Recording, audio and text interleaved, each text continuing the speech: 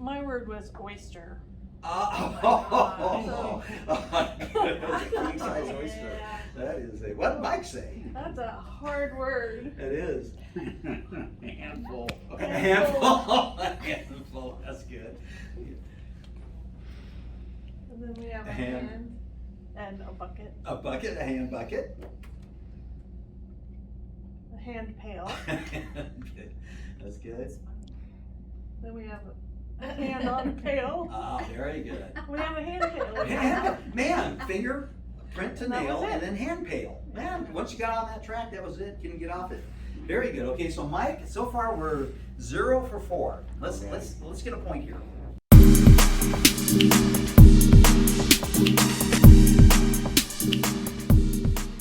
There should be some black marking, blue marking if they've used it. Just make sure it's a clean book.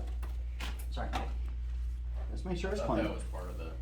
No, I'm sorry, no. I need 6 feet. So if anybody has put anything on that, I'm gonna need you to erase it with these erasers.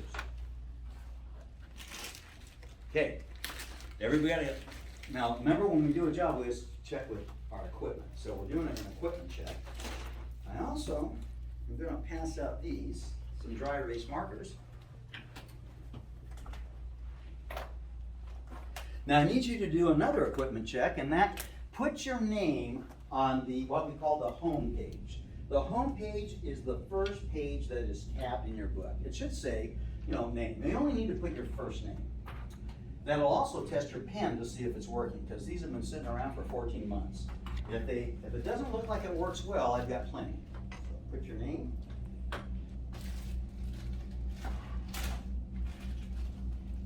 So who lives the nearest to this facility? So we know it's not Robin. Who is probably closest to this facility? Okay, it's not Lindsay. Okay, so Jennifer, I want you to think about a number between 1 and 6. Just think about a number between 1 and 6. Go ahead and tell us what that number is. 6. Okay, so Robin, I need you to keep these cards face down. Nobody look at your card. The blue side should be up. There's a yellow side you're going to see here in a second. So leave the blue side up. Just to make sure I've done my job at this pre-task plan, you have a clean tablet and you have a working pen. Everybody good there? You also have erasers should you need to use them at any time. And if you need to use an eraser, that is not a procedural violation or an error. The mishaps we've had are people didn't listen carefully to the instruction, so they didn't follow with the execution. I'll let you know when that happens, if it happens. I'm hoping it doesn't happen. Now here's what we're going to do. 6 is the number that Jennifer selected. So turn your card over and look at the 6th phrase or word on the yellow side. Like I've got one that says palm reader right here. What I need you to do is, I need you to turn to page 1S, and S stands for sketch. So page 1S. Now what I'd like you to do is, looking at that phrase, I would like you to draw to the best of your ability within 90 seconds that phrase as a visual diagram. So just draw it out. Make a picture out of that phrase. Now no letters can be used and no numbers can be used. However, symbols can be used, like $signs, arrows.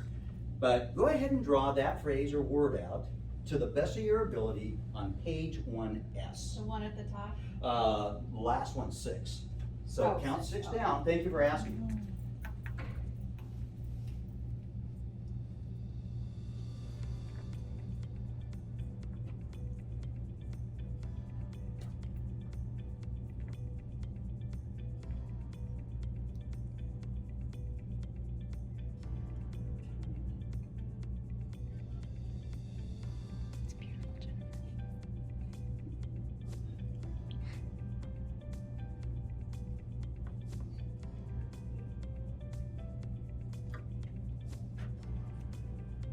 Remember, no letters, no numbers, but you can certainly use symbols if you need to.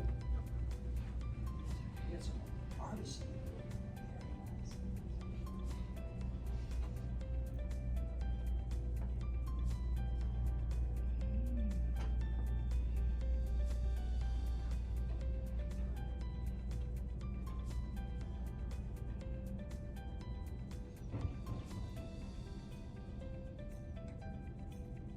Down to 20 seconds.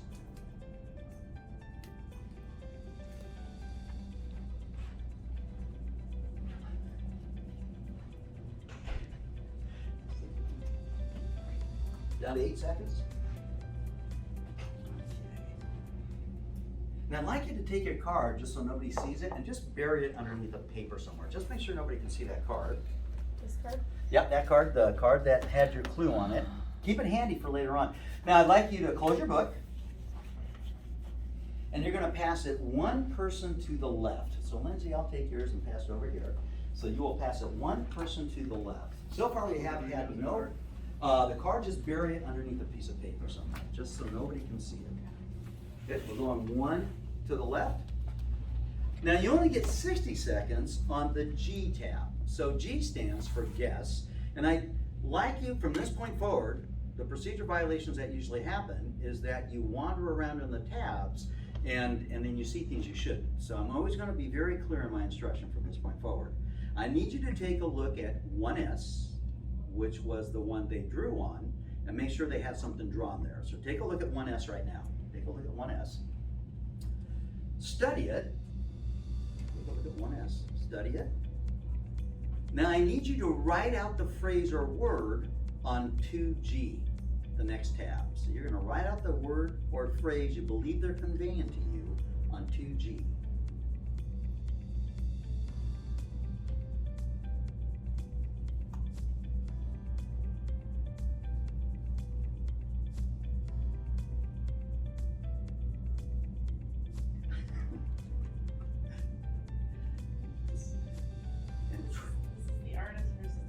That's right. That's right. Try to come up with something. Now I will tell you, no phrases are ever going to be more than 3 words long. So it's a word or a phrase. Remember, it doesn't have to be singular, but they're not like sentences. They're not paragraphs. So go ahead, best of your ability, write out what you believe they were trying to convey to you.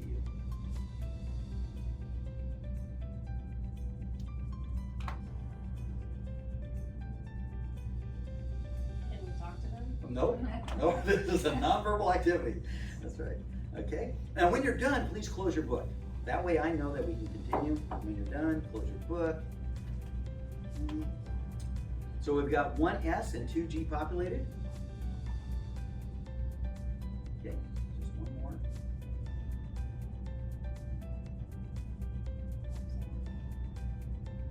Okay, so go ahead and close your book. Now pass that one to the left. Go ahead and just go circular here. We're just going to pass it one to the left.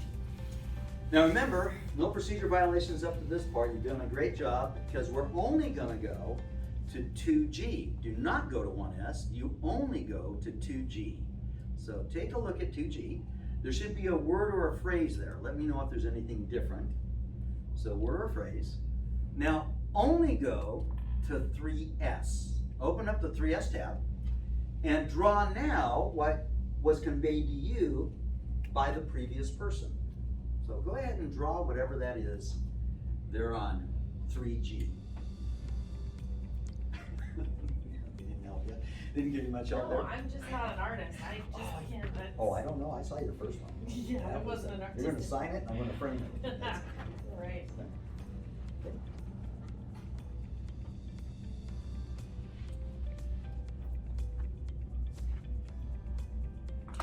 So this is 3S, writing from 2G.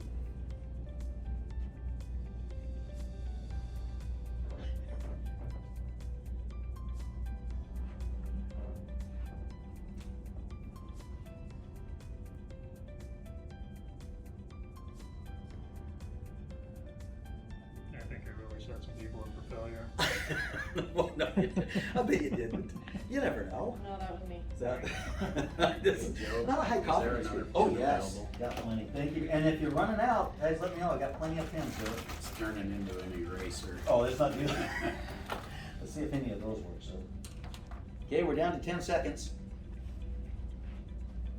10 seconds. We got 6 seconds.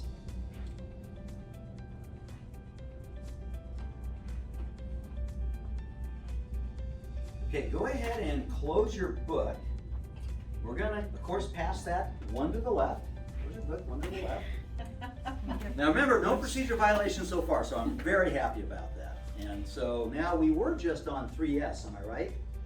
And so we want to go to 4G for guessing. So first, go to 4G to make sure nobody has populated it already. They haven't errantly put something there.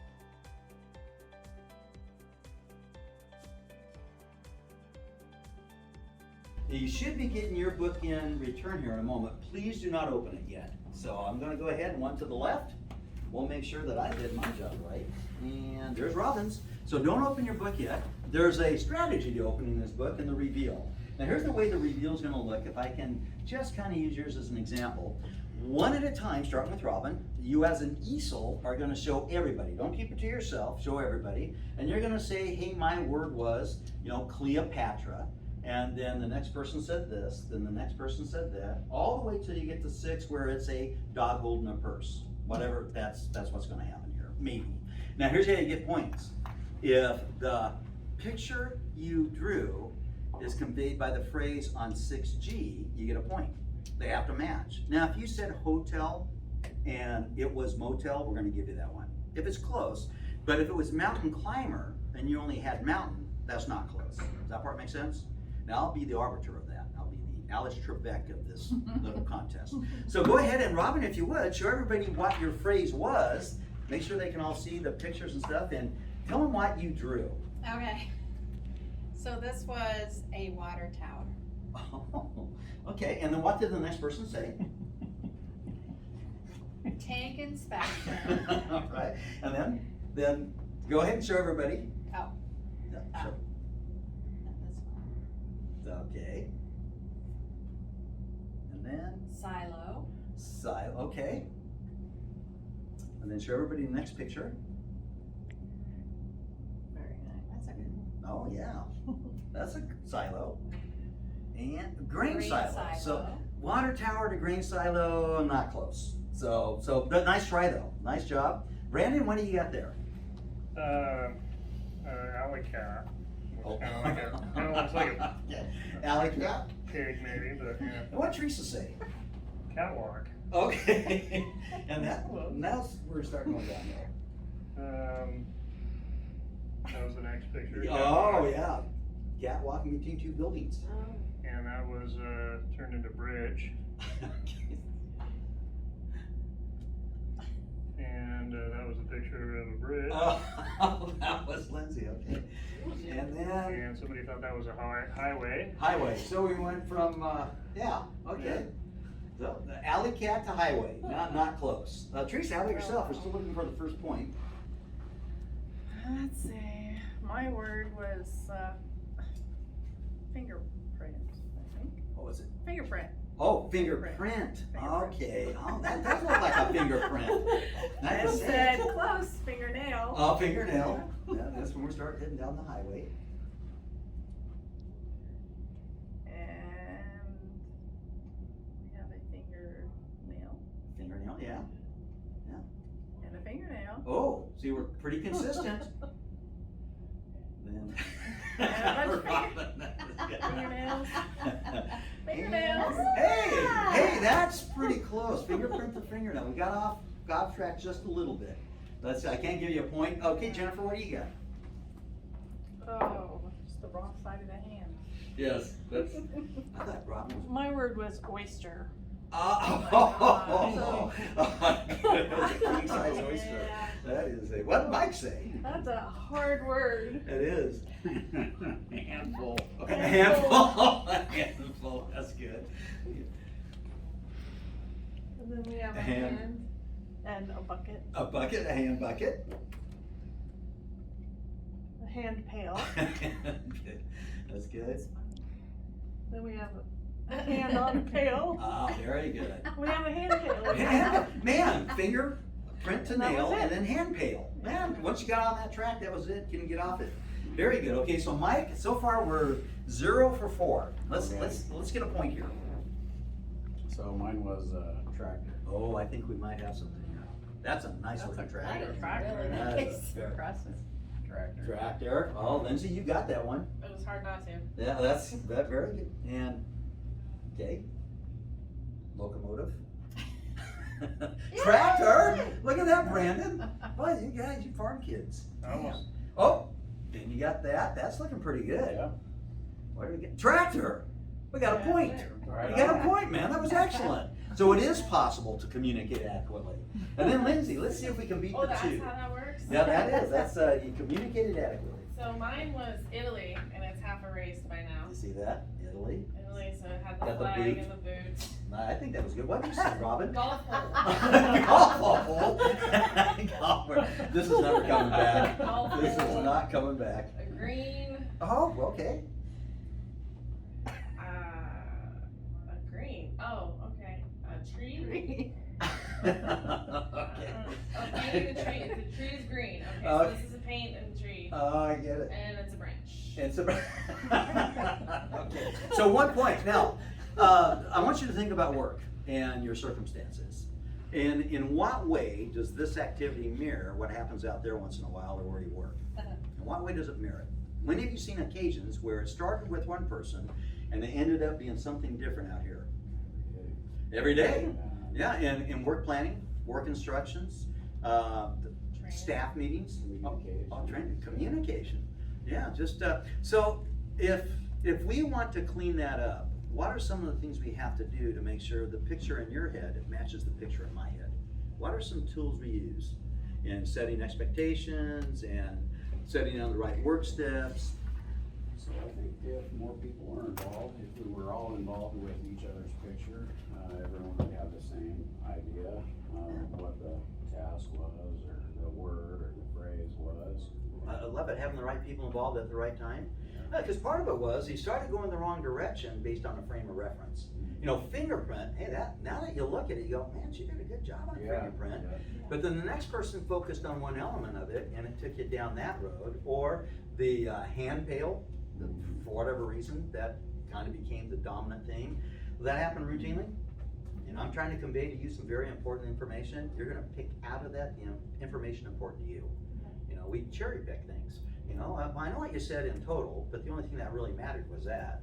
And that's what I'm gonna convey to my group. You know, I used to go to site-wide meetings where I was at the President's Accident Prevention Council as one of the senior managers on the committee. And we would hear the CEO say, this is very important to me, so it needs to be important to you. And you need to convey it to your people when you get back out there. And every plant manager was sitting in that meeting just like I was. So I'd go to the plant manager's meeting next in line. That plant manager would say, hey, the person back at that office wants us to do this. Try to do it if you can, but remember our priorities are. That changed a little bit. You see, that's not what the person back in that office said. And then that plant manager had his direct report manager meeting, and then it kind of went just like this. Pretty soon the person in the field heard part of the story and it didn't reflect at all what the CEO said in the first place. That routinely happens. And also that there are a lot of areas that never even hear the message. Oh boy, is that the case. You don't even, remember errors of action and inaction, and errors of things that were said and things that were said but never heard. Perfect.